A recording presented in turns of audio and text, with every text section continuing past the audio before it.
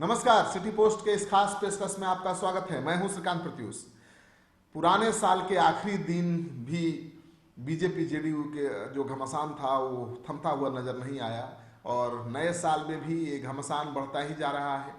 आज city post की team जब बीजेपी के दफ्तर पहुंची तो बीजेपी के बड़े नेता और बीजेपी के उपाध्यक्ष मिथिलेश तिवारी ने बहुत बड़ा दावा कर दिया। उन्होंने कहा कि बीजेपी का जो फार्मूला है विधानसभा चुनाव का वो 50-50 का है।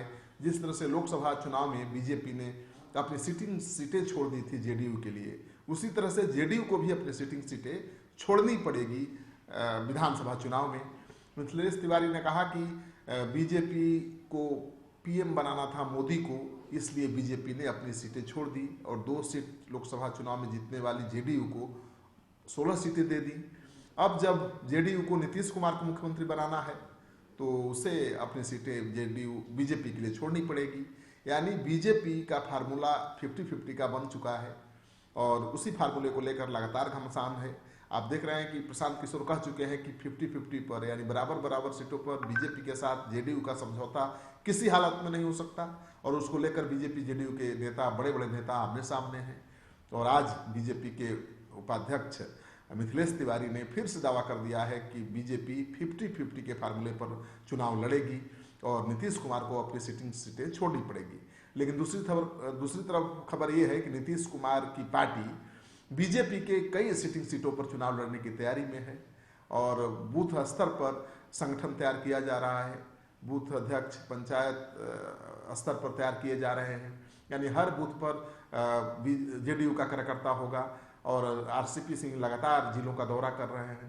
हर जिले में हर पंचायत में जाकर वो बूथ अध्यक्ष का चुनाव कर रहे हैं और एक सशक्त संगठन बना रहे हैं चुनाव में बूथ पर तैनात करने के लिए।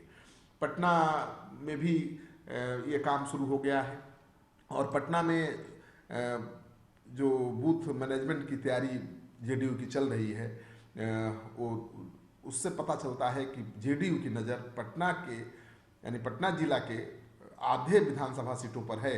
हालांकि पटना में अभी तक हर सीट पर बीजेपी का कब्जा है, लेकिन जेडीयू की तरफ से आज दीघा विधानसभा सीट के लिए बूथ स्तरीय कार्यकर्ता सम्मेलन का आयोजन किया गया और इस कार्यकर्ता सम्मेलन का उद्घाटन प्रोफेसर रणवीर नंदन ने किया और उन्होंने कह भी दिया कि जेडीयू इस बार राजधानी की कम से कम आधी सीटों पर अपना दावा करेगी। यानी जेडीयू की तरफ से भी बीजेपी की सिटिंग सीटों पर दावे की तैयारी चल रही है, चुनाव लड़ने की तैयारी चल रही है। तो ये कह पाना बड़ा मुश्किल है कि कौन किसका सीट छीन पाएगा, क्योंकि आपको पता है कि झारखंड में जो चुनाव हुआ है विधानसभा का उसमें महागठबंधन को जीत मिली है, बीजेपी को करारी शिकस्त मिली है और उसके बाद जेडीयू का मनोबल काफ़ी बढ़ा हुआ है और बीजेपी के ऊपर दबाव बनाने की रणनीति के तहत ही प्रशांत किशोर ने नया फार्मूला दिया है सीटों के बंटवारे का। हालांकि ये फार्मूला नया नहीं है, पुराना ही है। हमेशा जेडीयू बीजेपी से 40 सीटों पर ज़्यादा चुनाव लड़ती रही है और इस बार माना जा रहा था कि बीजेपी की कोशिश ये होगी कि बराबर सीटों पर जेडीयू चुनाव लड़े, लेकिन प्रशांत किशोर ने इसको साफ खारिज कर दिया है और कहा है कि जो रेशियो पहले रहा है बीजेपी जेडीयू का वही रहेगा। और आज बीजेपी के नेता मिथिलेश तिवारी ने कह दिया है कि जेडीयू को अगर मुख्यमंत्री नीतीश कुमार को बनाना है तो उसको अपनी सिटिंग सीटें छोड़नी पड़ेगी। दूसरी तरफ जेडीयू ने बीजेपी की सिटिंग सीटों पर तैयारी शुरू कर दी है। इसका क्या मतलब है आप खुद समझदार हैं। आप कमेंट बॉक्स में जाइए, अपना कमेंट लिखिए, हम उस कमेंट के आधार पर भी खबर बनाएंगे। आपका सहयोग समर्थन लगातार मिल रहा है, उसके लिए बहुत बहुत आभार।